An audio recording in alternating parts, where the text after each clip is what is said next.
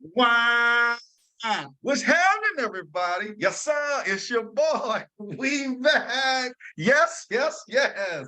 Man, listen, we have, woo, that's a good one today. That's a good one today. Listen, for all of everybody that's joining, this is Let's Talk with Stanley Doucette. I am he, your host.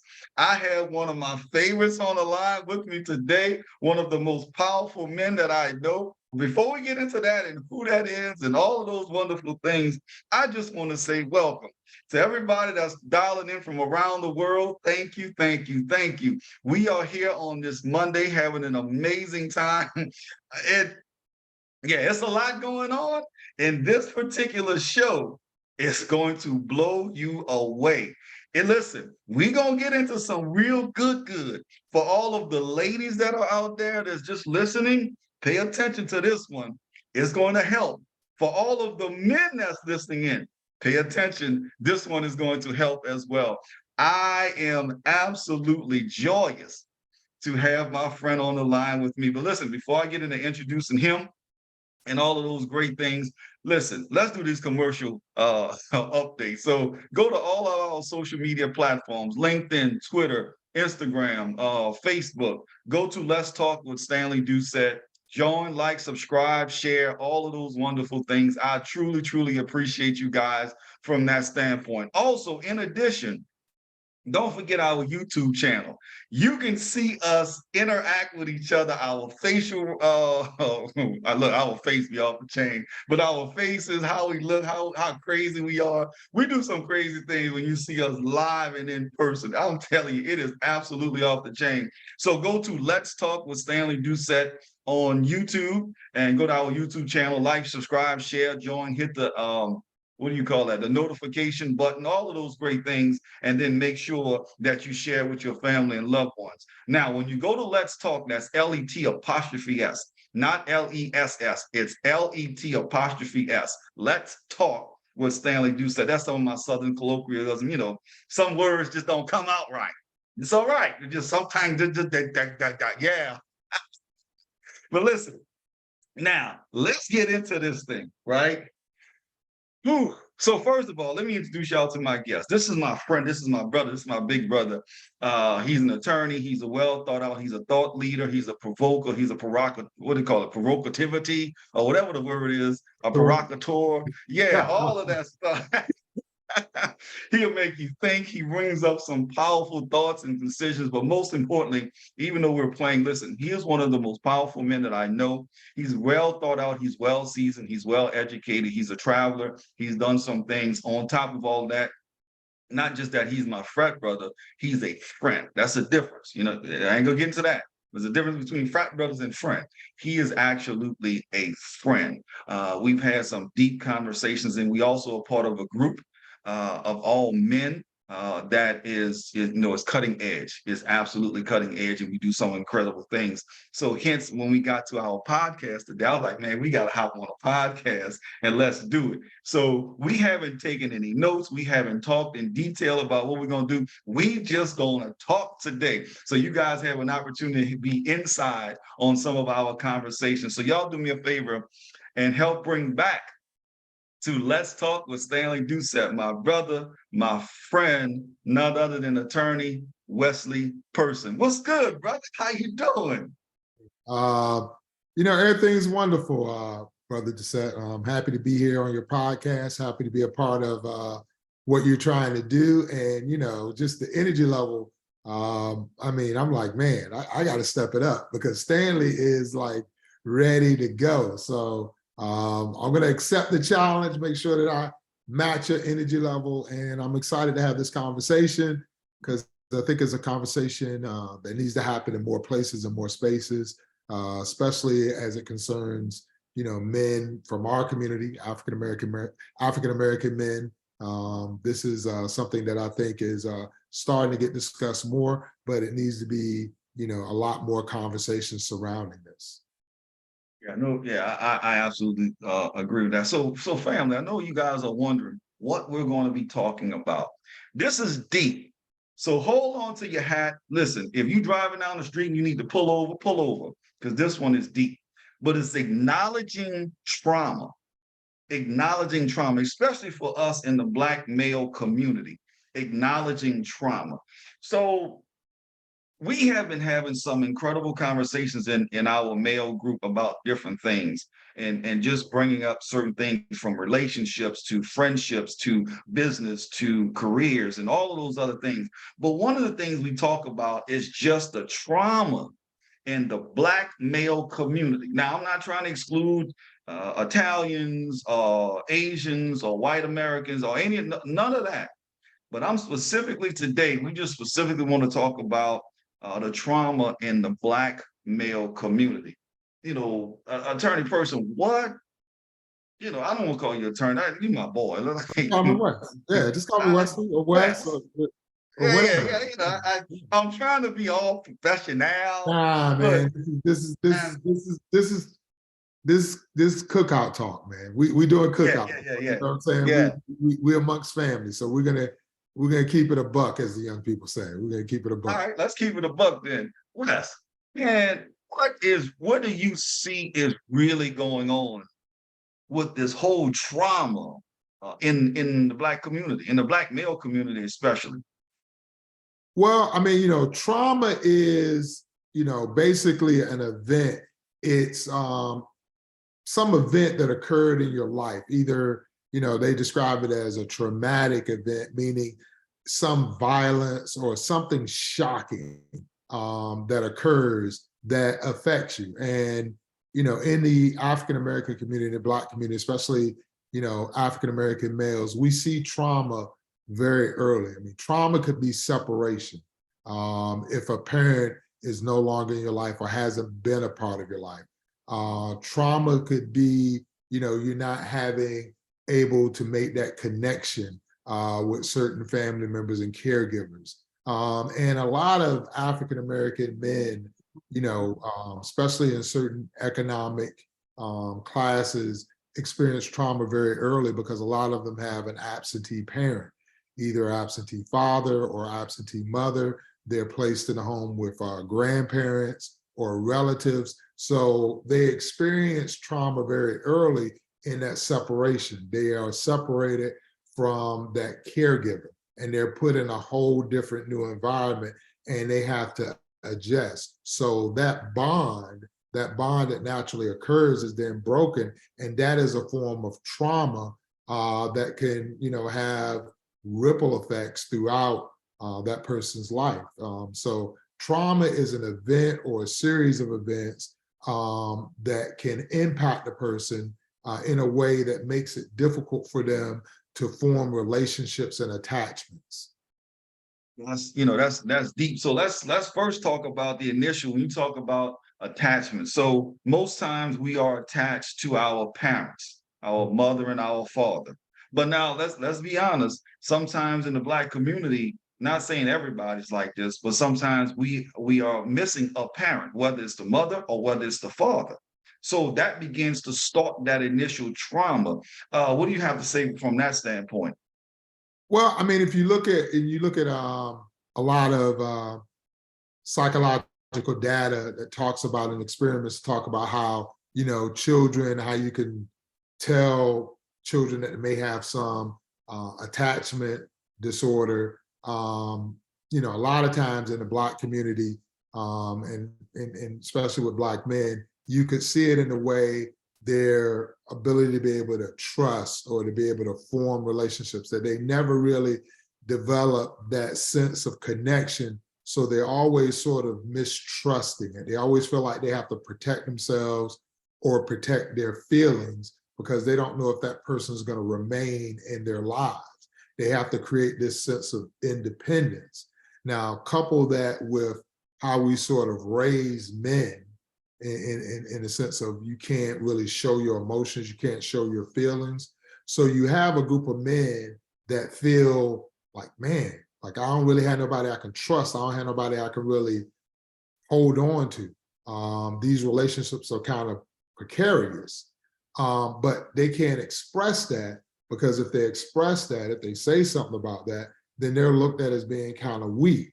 So you have these young men sort of dealing with a lack, a sense of I'm missing out on something, but I don't know how to express it. And then if I express it, I'm looked at in a negative way. So I need to hold those things in.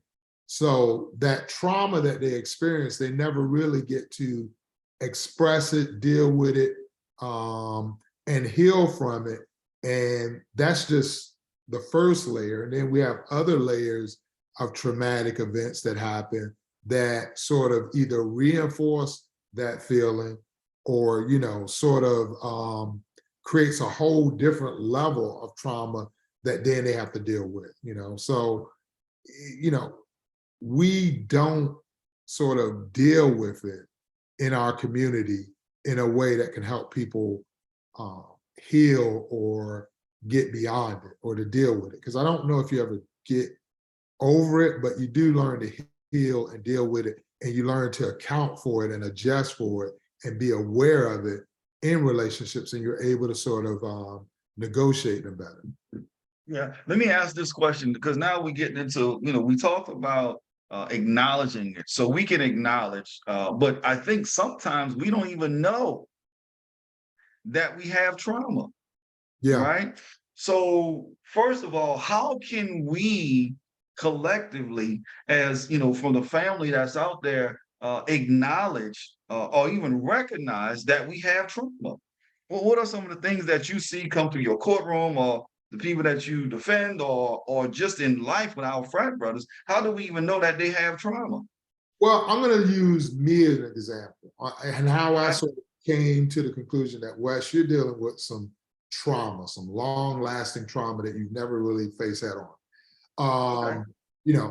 In my relationships, I noticed in my personal relationships with women that there was a certain wall that I got to. There was a certain place where I got to where, the anxiety built up, where I started either shutting down or acting out.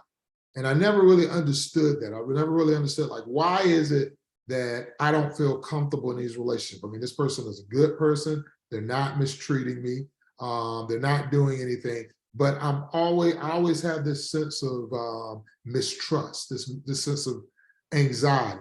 And I had to look back and realize that it was because, in my life, my mother was the one that I had no relationship with. My mother and father divorced when I was very young, and I was raised by my father. I had no real contact with my mother up until I was 36.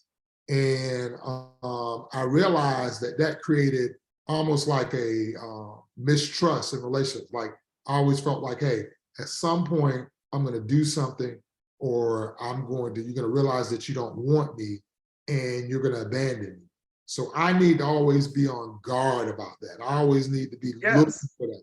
I always need to be waiting for the next shoe to drop. No matter how well this is going, eventually you're going to see the real me, and you're not going to like it, and you're going to deuce. Because, Man, yes. yeah, so what that absence did for me was it gave me a low sense of self-worth, that I felt like I wasn't worthy, that I had to do things to have people in my life. I had to perform.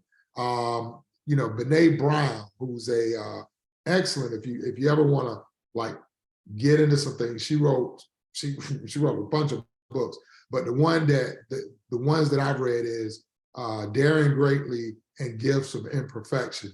And in that, she talks about how we hustle for things. And I realized that I was hustling for love and attention, that I felt like I had to be perfect, that I had to be this type of guy. If I wasn't this type of guy, she's going to eventually leave me.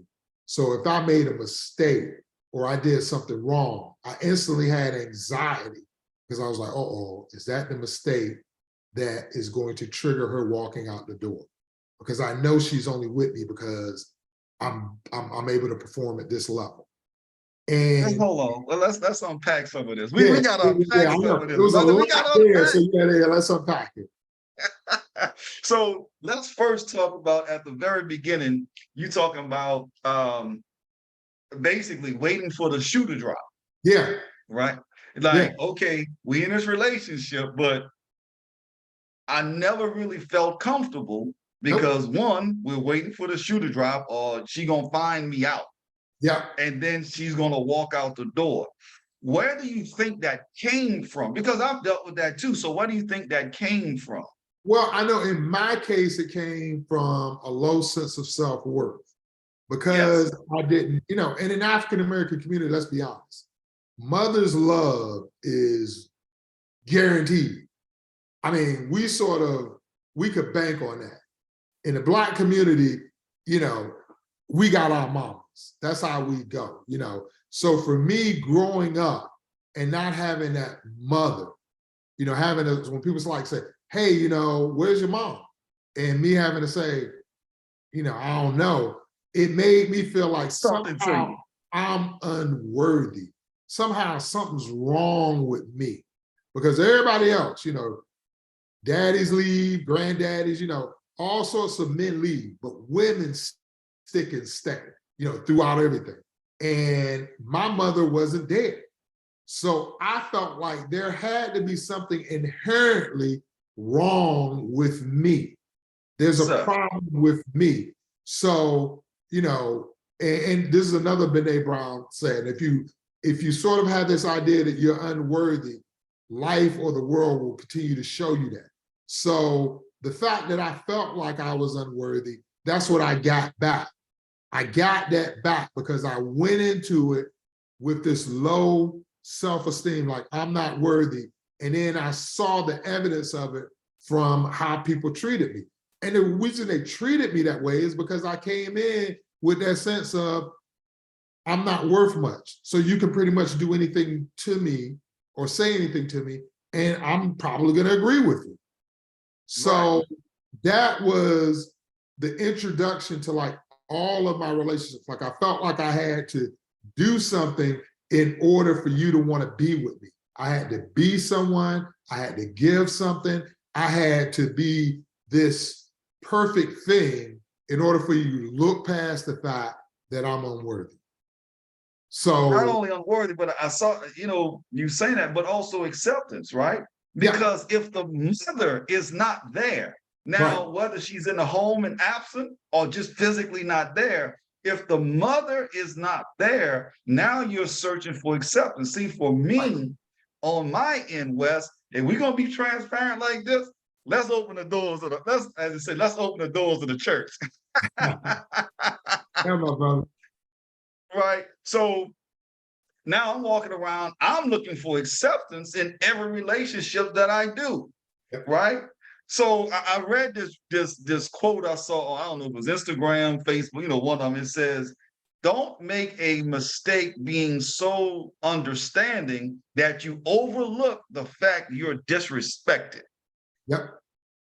That summed it up for me because I'm bending over backwards. I'm doing everything to try to make sure other people understand me, right? And being there. And then at the same time, they're doing their thing and they can, and I don't want to say care less, but they're doing a lot of disrespectful stuff. But for me, I'm sitting there and I'm like, you know what? It's okay. It's probably me. It's probably something that I've done. So let me, give more flowers, or let me go to more of this, or let me do more of that. Hustle more. You hustling. Yeah, Yeah. hustling, Yeah, you hustling for hustling. love. Yeah. And that was, where I saw, and I looked and said, okay, Wes, why are you the way you are? Yeah. Why do you have that anxiety in relationships? Like you yearn for relationships, but when you get them, you have so much anxiety.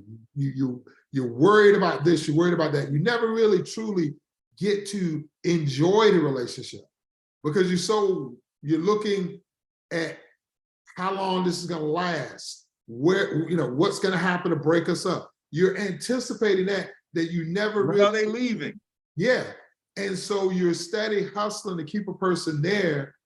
Um, and you're not enjoying it. And eventually they're not enjoying it because they get tired of having to reassure you. They get tired of having to continue to buck you up and say, I like you, or I love you. Eventually they get exhausted because it is exhausting trying to make someone feel about themselves the way you feel about them. I mean, that is Well, an let me exhausting proposition. that is exhausting, but let me also say this. Well, this is real good. Let me also say this, in my opinion. The right person, though, the right person is going to love you into your betterment or into your greatness. And let me share why I say that. Let me share why I say that, right? Let's just take us, like, let's say we damaged and we got all of this trauma and all of those other things, right? I firmly believe, though, God will put that right female, in this case, female, in our way or in our life that will love us to that point and help us to grow because we are open to understanding who we are and how to become better. But here's where I think the rubber meets the road. It goes back to that original question. But then how do we acknowledge the trauma if we don't even know we're in trauma? And then that goes back into, you don't acknowledge or you don't know you're in trauma. So the lady or the woman is trying to love you into your greatness, but you don't even know you're great. So you're rebuffing or pushing back or any of those things that they bring into the table to help you grow. Help me on that one, brother. And here's where I sort of think about it. Mhm. No one can make you love you more than you. That's right. And even if you have, and I'm going to be real honest, I've been very candid in a lot of my discussions. My ex-wife was a wonderful woman. Mhm. I can't say anything critical about her. Mhm. When I got married, I didn't have a college degree, had been out of school for 14 years, really had no clear direction. Marrying her gave me the space to be able to get my degree, go on to law school, and do things in the law. Even with all of that, the fact that I had such a low opinion of myself, it didn't help because I never dealt with the hole in me. So no matter That's whatever right. I became, whatever I did, whatever she said, and my ex-wife came with a mother and father that loved me like I was their son. Mhm. My ex-wife came with brothers and sisters that accepted me 150% and poured into me. That was still not enough for me to love me. And I can't, you know, do I wish the marriage had ended? No. But do I understand why it ended? Yes. Because at some point, it became exhausting for her to continue to try to convince me that I'm worthy of her love. And Mhm. the anxiety and the mask wearing translated into deceptive behavior, where I was afraid to admit mistakes and admit where I was wrong because I felt like if I did, then that will show that I'm not that perfect man that I thought she wanted. What she wanted was a person with no mask. What she got was somebody that was afraid to drop the mask.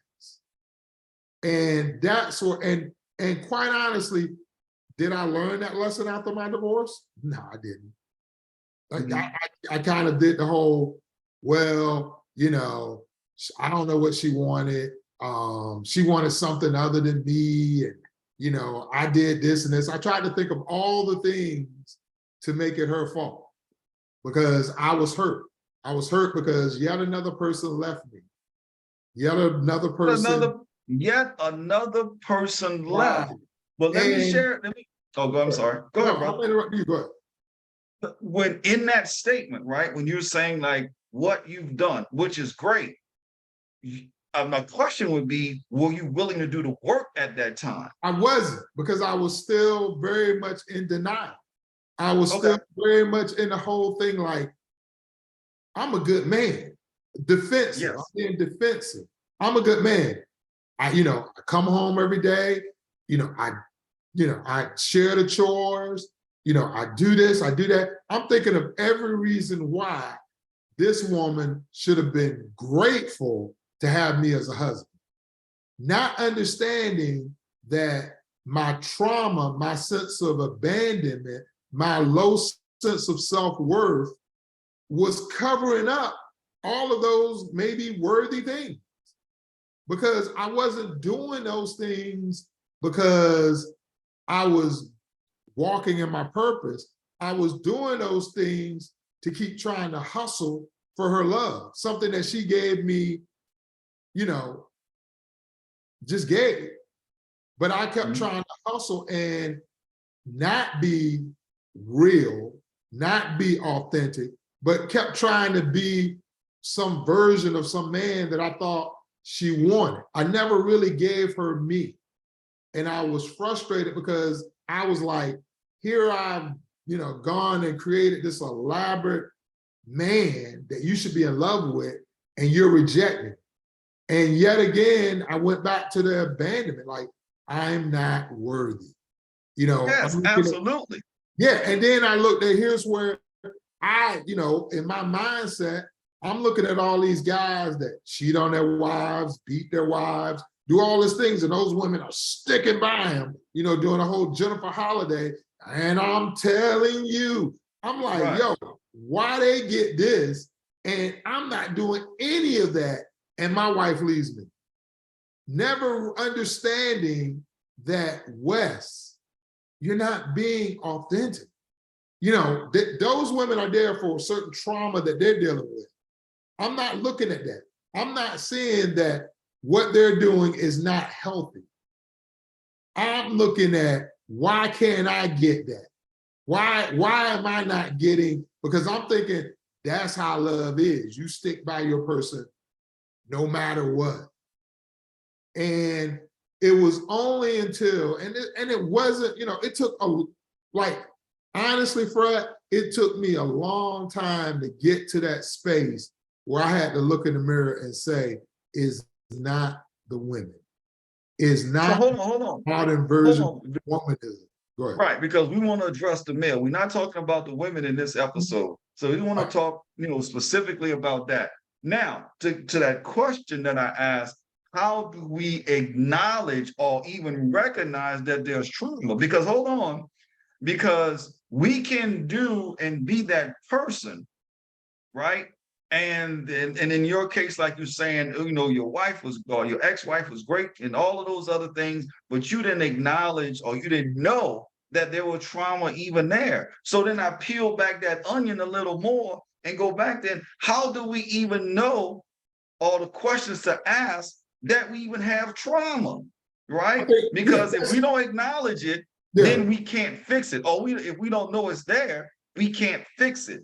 To then be, and as you stated, that authentic person totally into it, right? And let, in free fall, let your hands off the wheel and let go. Talk to me. I think what you do is you look for patterns. And what I did was I looked for patterns. I looked and said, okay, what is common in all my relationships? What is the common factor? What is the common criticism? Now, all of these women, they didn't know each other. I didn't date a group of friends. They were women, different places, different age groups, different socioeconomic backgrounds. But yet, each one of them had the same critique. And I had to go, okay, there's got to be some truth in this. Not all, they don't know each other. It's not like they call on the phone, hey, yo, tell me about Wes. And I had to say, okay, is there some truth in what they're saying? And then I had to look at the way I acted in other relationships, not just my intimate relationships, but in my personal and friendly relationship, and how I'm always trying to present the best picture of myself. How I'm. Hold on. That's how you said you're trying to present the best picture of not just you, but all of us, right? We're trying to present, because it goes back to that trauma again. The mother is not there. I'm just using in this case, the mother is not there, right? So if the mother's not there, whether it's physical or mentally not present with you, she's not there. So we're still trying to appease or Right. to get the acknowledgement Right. of our mother. Right. It was the whole thing of me sort of doing everything I possibly can to not look bad, even to the Yeah. point of operating in deception. That's what I had to get. Like, I am presenting a false picture of myself because I want to be accepted in this group or with this person. And that's when I had to start saying, okay, Wes, there's some real deep issues that you're not acknowledging. It's not the people, it's you. Mm-hmm. What's going on with you? And that's when I started looking at myself and saying, why am I so concerned with what people think? Why am I so concerned with having people like me? Why will I bend, twist, configure myself in order for people to want to be around me? Why is it so hard for me to be by myself? You know what I mean? Why is it easy for me to, you know, change my beliefs or my principles in order to gain acceptance, and then feel so miserable about it, you know? And why am I like, you know, and I think one of the things that sort of hit me one time, Stanley, was I looked at my life and I was like, I should be head over heels excited. I should be thrilled. I'm making Right. more money than I ever thought I'd make. I'm doing a profession that I always wanted to do. I'm going places that I never dreamed I would go. And yet I'm still unhappy. I'm Yes. What do you still think that unhappy come from? What It do you was think? because, I think because I didn't deal with that trauma. I never dealt with that feeling of abandonment. And Yes. I kept trying to change the outer world rather than deal with the inner world. I kept feeling like if I get this, this will make me happy. If I buy a house, I'm going to be happy. If I get that pretty girl, I'm going to be happy. If I go to this country, I'm going to be happy. If I have this amount of sex, I'm going to be happy. If I sit and do, you know, hang around these people, I'm going to be happy. But that happiness was never sustainable because I still had that trauma, that issue that I didn't deal with. And, you know, it was when I was sitting somewhere where I thought, man, I should be ecstatic. And I was just like, I was worried about something else. I was thinking in the future. And I was like, well, damn, what, what is it? What can make you happy? And it just said, until you deal with that pain, until you deal with that trauma, until you feel good about you and you're authentically you, you're not worried about whether people can accept you or not, you're never going to be happy.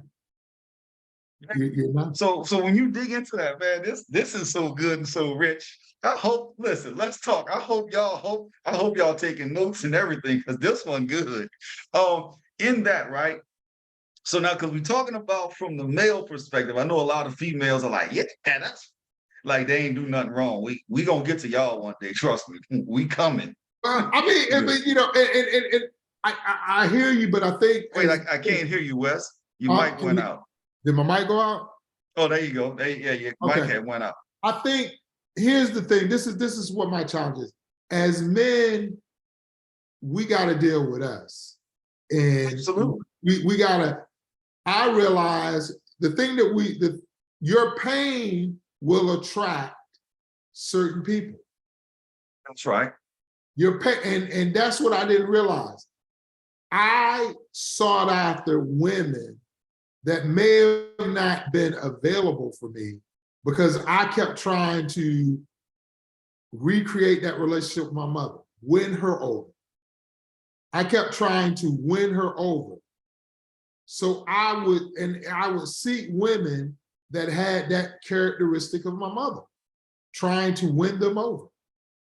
If I won them over, then somehow that made me better. That made me worthy.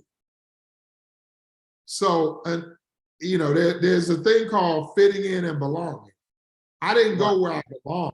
I went where I tried to fit in Mm-hmm. because I wanted to win over that. So I think if men deal with their trauma, deal with that issue, then I think men will find the woman that they belong with. Meaning Great. that there's going to be that compatibility. There's going to be that freedom Equally yoked. to be authentic, where you're not worried about, you know, impressing her. You're just being. Because I think a lot of what men are going through is we're trying to impress instead of just being who we are. We're trying to get the status. We're trying to get the money. We're trying to be that high value man, feeling like that's going to bring us that woman that helped me, that companion, that lifelong person that we deserve. But if we're being honest with ourselves, that mask we're putting on as high value is not really who we are. We're playing a role in hopes of finding somebody that's going to see the real us. And it's hard to see the real person with a mask. That's absolutely true. There's two things. One, when I said about the women we were coming, because I don't want the world to think everything is the male fault. Because I've heard that so long, I'm tired of that part, right? No. And I was saying the women we coming because there are some things that y'all need to address too. Let's not get it confused. Y'all need to get yourself together too. Now, would that be? Yeah, I think the whole, the way I look at it is if men sort of deal with our issues and find that peace, find that who we are, and be comfortable in that, and exist in that, and just be. That in and of itself is going to be enough. And when you enough, I just want to say it's going to be enough from the male perspective, but I have to also address the women. I'm just talking now from overall because I don't want it to be unbalanced. That Wes and Stan talking about this from the male perspective, and some women, not every woman, will come out and be like, "Yep, that's right. It's the male. It's this, and that's a no." There's some there's some issues on that side as well that we have to address to collectively. Now everybody's dealing with their trauma or whatever it may be. So now when we come together, we're one. Now, with that also being said, Wes, that person that you attract, right? Now, not us take the mask off because we've been wearing masks for a long time, right? Regardless of what the situation is, but in this situation, what we're talking about is being accepted and being happy with ourselves and those things, right? In addition to that, there are some men that have taken those masks off, and this is why I went to the whole woman side. I'm not going to stay there long, but I just want to say this: have taken the mask off and then say, you know what, this is me. There's nothing else. This is me. This is who I am. 1, 2, 3. And then now the woman have the opportunity to nurture, to continue to love that person or continue to step on that person's neck. And in some cases, they're stepping on the person's neck. So that's some of the things we'll have in another podcast that we'll deal with that as well. And right? I think but now, when you get to that sense of healthiness, you're able to recognize that. And you're able to say, is this relationship serving me? And if it's not serving me, if that person is not appreciating who I am as my authentic self, and they're so-called stepping on my neck, then that relationship's not serving me. And there's no reason to be in. That's when you have not showing up enough and self-aware enough to step away from it because it's not in your best interest. Now, with that being said, right? Now that's back to us. That goes back to acceptance. Right. Yeah. Right. Because, and here's the thing, you gotta be, you have to understand and be cool with, you're not going to be everybody's cup of tea. That's right. And if you're healthy, if you get to that point where you're healthy enough to realize that, you can walk away from it and not feel like there's something wrong with you. Like, that's what I struggle with. Like, if somebody didn't want me, I was like, well, what's wrong with me? Like, what am I doing? Oh, I need to lose Some weight. pain. Or I need, yeah, because it was, again, that hustle. I was like, okay, I need to lose weight. I need to dress better. I need to, like, I I almost need to make more money. personality transformation because I so-called love this woman so much that I tried to restructure who I was. I tried to be this type of dude. I wanted it, and it really, when we talk about actors, I wanted that role so bad. I wanted the role of being ex-girl's man so bad that I did every type of method acting. I did every type of character research. I did everything I could to step into that role so that when the screen started, it was like playing the role of Bay, Wesley Person. Yeah. I really wanted that role. And when I didn't get that part, I was broken up. I was depressed. I literally hated myself because I couldn't be what that woman wanted. And I felt like somehow I missed out on my chance for happiness. That was right there, like, oh man, I'm not gonna be happy because this woman was my chance at happiness. And it's snatched, it hurts, it's painful, it pulled away. All of those things, because then it goes back to acceptance that here we go again. I've done everything that you've asked me to do and more, and put a cherry on top and added additional whatever. All right. Put this, that, and thus together to make sure you've never wanted for anything. Everything you've ever wanted, you got. At the same time, you did all of those things, Wes. I mean, you did all of those things. And then at the same time, they say that's not enough and walk away. Now you go right back into that trauma, like, here we go again. I'm not good enough. I'm not worthy enough. Right. Go ahead, bro. And until I recognized that, because it wasn't her fault, it wasn't. Because who's not, if somebody, when people go, oh, well, she was wrong to take advantage of you. Who's not? I mean, let's be honest. If somebody come to you and say, I'm going to give you $100,000, all you got to do is just sit there and listen to me. How many of us are going to say, nah, you need to go see a therapist? Something's wrong with you. We're going to take $100,000. We're going to do it. Does that make us evil, bad? No, I think we're going to look after our own self-interest. I mean, now, if somebody say, I give you $100,000 and you beat me in the head with a bat, very few of us are going to do that because we're not going to want to sit there and watch somebody go through that suffering, unless you're kind of a psychopath. You're going to go, nah, something wrong with you, you need help. But we don't understand that when we do those same things, like take advantage of somebody just, being there when we know we're not going to give them anything else, we don't realize that it's doing the same type of damage because we don't see it physically. But it's not, I don't blame them. It's not their fault. They only, they only got what I was willing to give. It wasn't like they put a gun to my head. It wasn't like they threatened me. It wasn't any of that.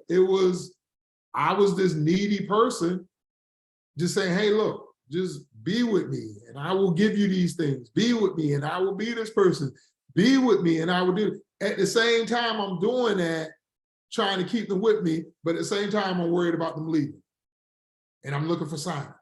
Never enjoying any part of this experience, but too afraid to move away from it.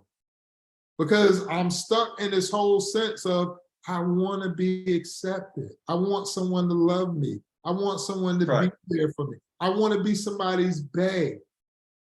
All of that. So once I sort of identified, and then here's the flip thing, and I don't mean to change the subject. The problem with that is also I had nobody to talk to. Because if I went to my Oh, male friends and said this, nigga, you being a simp. Man, stop being a simp. Man up, man. Treat these blah, blah, blahs the way they, get over on them before they get over on you. So it's still trauma. They're expressing trauma, but the way they deal with their trauma is to be the victimizer rather than being the victimized. And so, and that wasn't, again, that wasn't me. To try to do that was me putting on a mask. Here again, right. I'm taking a role of the good guy. I'm not being, the good guy now, and now I'm being the villain. And that wasn't me. Because again, I'm pretending to be something that I'm not. I'm this hurt kid. What it was is this hurt kid that was trying to find his place. Right. Let me ask you this. That being said, right, you saying the hurt kid, and we don't have someone to talk to, right? That goes in a lot of people. I've been fortunate enough to. I hate to use the word coaching because these people now have destroyed that for me. That's a whole nother subject. It's just like, but have an opportunity to converse with some people, right? And I always share with people, can the person you're conversing with handle or hold your weight, right? Because when they become authentic and they take the cape off and they take the masks off and they take the clothes off and they come literally as they are, as vulnerable as they can, as naked as they come, and say, this is who I really am. And then you start to see those flaws and you start to see those challenges. Can you hold, or can they hold your weight without judgment? And a lot of times people can't. Then that goes back into you become the victim again. A long time ago, I had a conversation with someone, and they asked me something. Was I, talked about in the police department? They talked about a victim. What is it, a victim, a witness, or a perpetrator, right? And they asked me a question. I said, well, it's all three. You're a victim, you're a witness, and a perpetrator. Because if you're not dealing with this, and this all at the same time, then you become a victim, a witness, and a perpetrator, right? So in your case, some of your boys was like, no, do this before they do that. Now you're the perpetrator. If you just sit back and do nothing, now you're the victim. If you watching somebody else go through this, now you're a witness. So you're going through all of the stages, right? And guess what? We still haven't dealt with the trauma. We still, as of yet, have not dealt with the trauma. And and for me, I think that's why I'm an advocate of therapy. That's why I'm an advocate of getting a therapist. Because your friends, your friends are well-meaning. They see you down, they see you depressed, they see you hurting, and they want you not to hurt. So they're going to say everything they can to get you not to hurt. And a lot of times we use deflection, blame shifting, and a lot of things to take it off of us. Yeah. Man, it ain't your fault, man. You were a good dude. She was just a blah, blah, blah. Or he was just a blah, blah, blah. Never really sort of dealing with the real issue, which is you. And a therapist, they don't know you. They're not thinking you're a good person. They're not thinking you're a bad person, but they're listening and they're directing you back to you. How did that make you feel? Why did you do that? They're directing you back to look at your actions, because you can't control somebody else's actions, and you don't know why people did what they did. You don't know what was going on in their head. You don't know their history. You don't know their trauma. So you can't make sense of what they're doing or what they did, but you can make sense of what you're doing and what was your motivation. And a therapist, a lot of times, friends, we don't know how to hold space. And holding space sometimes means just to listen. It's not to give an answer. We want to fix. And therapy is not about fixing, it's about discovery. It's not about fixing. Like, I wasn't fixed. When I looked at my trauma, it wasn't to fix it, it was the healing. And healing is a process. Healing is recognizing where your deficiencies are, and learning to navigate those, learning to question your thoughts, Like a lot of times now I have to question, okay, why am I anxious? What's more like, what's going on around me? Because anxiety is a trigger that you're in danger. And your mind can't distinguish between what's real and what's going on in your head. When you think of something, your mind thinks that's what's going on right now. And so it's getting the body to react to fight, flight, or freeze. It's going in protection mode. So when I'm anxious, I go, okay, Wes, why are you anxious? Okay, you're anxious because of this. Okay, do you see any of that around you? Is that what is going on? And now I'm not ignoring the emotion or the feeling, but I'm interrogating to see if that feeling is correct. And when I go, no, it's not, then the anxiety goes away because now my mind's saying you're not in danger. You're not in threat. You know, this doesn't exist. That's what, you know, therapy helps you to get to.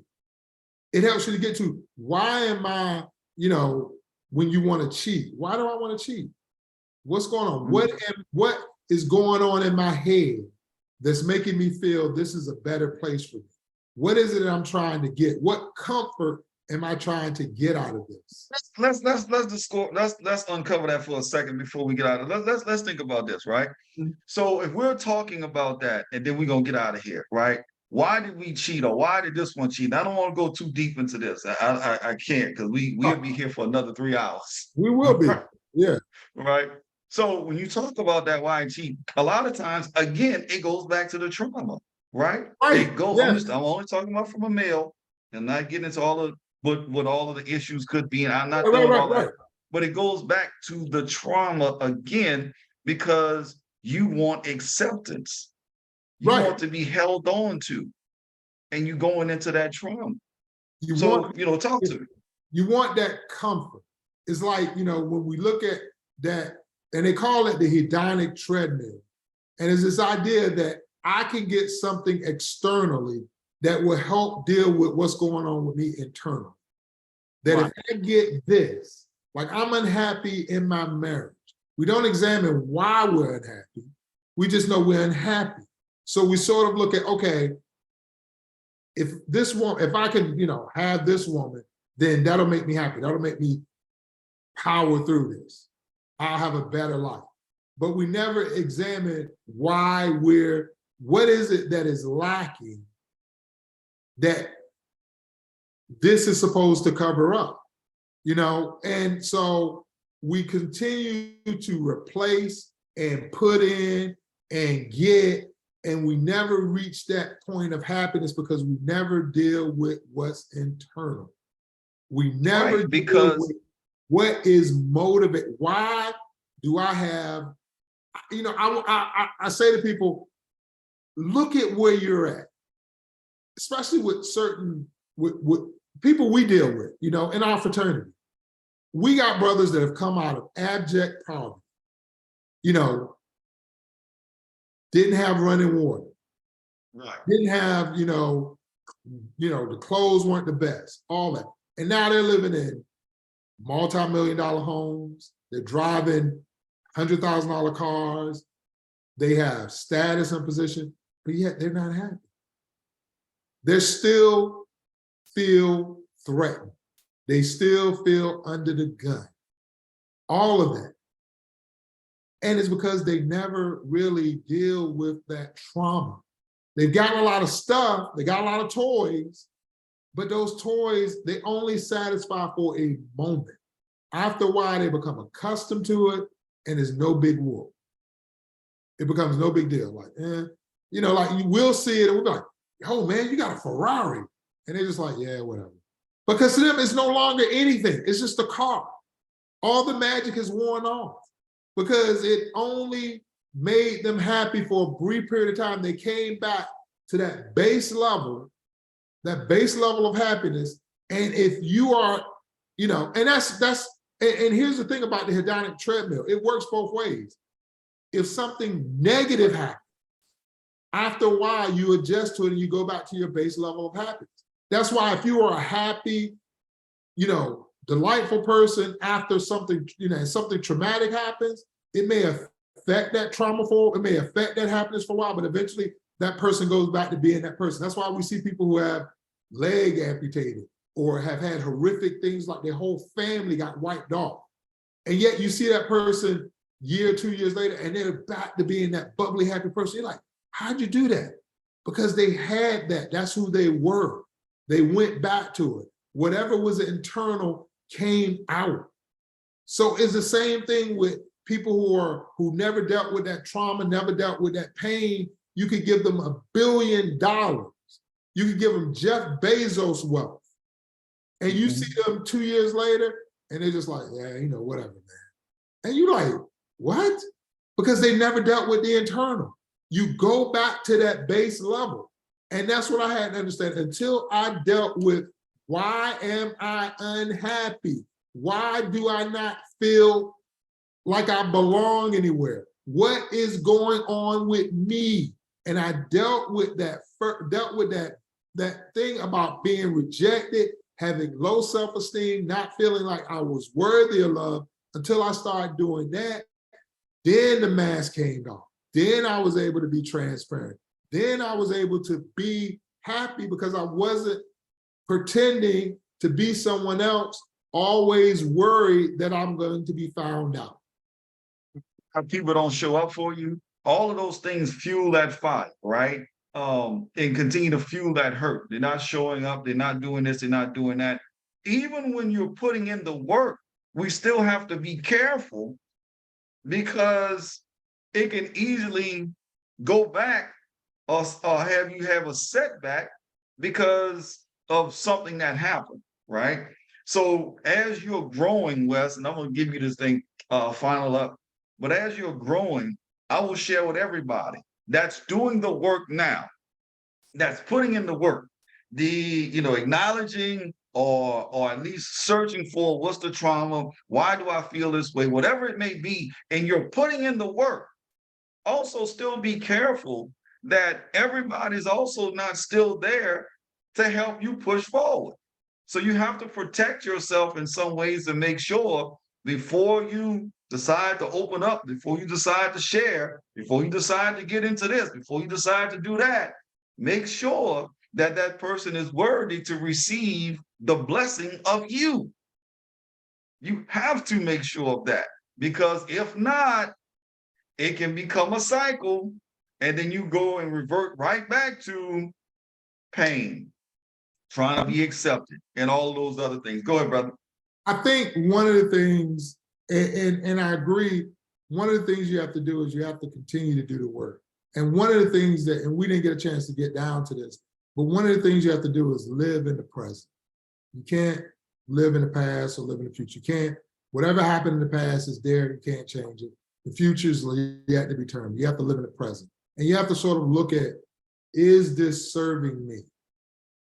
Is it serving me? Is it meeting my needs? Am I being seen? Am I being respected? Is this person seeing me for me? And are they honoring that? Or are they doing things that continue to make me feel as if I'm unworthy or if I'm not? And you have to, you got to sever. You got to be strong enough to say, I'll be okay without them. Yeah. I'll be okay. As long as I am loving myself. And when I say loving, right, it's not that you're perfect or anything like that, but as long as you're loving and setting your boundaries and letting people know this is my non-negotiables and, these are my standards. And I'm not going to allow you to violate those, because if I allow you to violate those, then I'm not loving myself. And if I'm not loving myself, I can't be any good to you. I can't. And I don't want to do that. So you have to, like you said, if you do the work and you make progression, then you have to protect that. Like anything that's valuable, you have to protect it. And that's not being selfish. That's not being a bad person. That's being someone that understands their value and their worth. And it's okay to tell somebody, hey, look, I don't think we're, meant to do this. It's not that you're a bad person. It's not there's anything wrong with you. It's just, it's not right for me and be okay with that. And you have to be okay with people saying that to you. I mean, I had a young woman I was really interested in, but she was like, hey, you're not what I want. And I had to be cool with that. And I was cool with that. I mean, it stung. I'm not going to sit here and say I didn't go, well, daggone. But what I didn't do, and I was happy with this, and is one of those things that you got when you got to give yourself, you got to sort of acknowledge when you do things right. You can't just blow it off. I was happy that I didn't revert back to trying to be that version that I thought she wanted. I was cool with her saying I wasn't it. That didn't destroy me. That didn't make me feel like I wasn't worthy. I was just like, okay. And I moved on because I knew that somewhere, someplace, there's somebody who I belong with. And I'm going to continue to be the healthiest version of myself so that when I encounter that person, we can have that relationship that is mutually beneficial and where we respect and see each other and we grow together. We go on that journey together. Let me also add this. And evenly yoked. I gotta add this, brother. I gotta add this, that evenly yoked piece, because there's nothing more precious, in my opinion, than being in a space to where that lady or that woman that you're with can complete your sentences or can order your food or vice versa, right? You can have that secret communication by just looking, making some noises, never opening your mouth, and you know exactly what the other person is talking about. Listen, family, we're gonna have more conversations like this. Me and Wes, we're gonna do some more things, and it's gonna be some critical discussions that go on. I hope y'all get y'all belt buckles together, get your notepads out. But we serious about doing what we can to help heal the community as a whole, right? Because there are some other things that people talk about or don't really want to dig really into it. Like, for an example, how do you feel as a male when the woman makes more money than you? Oh, we listen. We gonna get into it, but all of those things, right? We'll talk about. But I want to leave you guys with this on a beautiful note. When you're healed, when you're whole, right, and all of those things, and you attract that particular male or that particular female, and y'all together, you're equally yoked, and y'all together, and y'all riding, and y'all rolling, and all of those things, it is going to be a peace that you've never experienced before. It's going to open up things that you've never realized that were there, and each of you will help the other grow. It is a absolutely beautiful thing that's going to take place. Don't be in a rush, because it's probably already waiting for you, but the Spirit or God is waiting for you to get yourself together. So just believe in yourself, believe in where you are. Don't worry about what they say on the right or the left. Just keep pushing forward, keep healing, keep being a blessing, keep being all that you can be, and everything is going to fall into place for you. So listen, we're getting out of here. For everybody, please go to all of the social media platforms. Let's talk with StanleyDoucette.com. Have all of the previous podcasts on it. Facebook, Twitter, Instagram, LinkedIn, as well as the YouTube channel. Y'all go there, like, subscribe, share, hit the notification button on the YouTube channel. You can see all of our faces, the intensity of what we did this particular podcast on, and more. I'm telling you guys. So listen, Wes, before we get out of here, can I get a wine from you? A wine? No, wine. Wine? Oh, never mind. Don't worry. I don't know what you got me doing, bro. I'm confused. I'm really confused here. I don't know. I don't know what just happened. Let's get on out of here, family. I love y'all.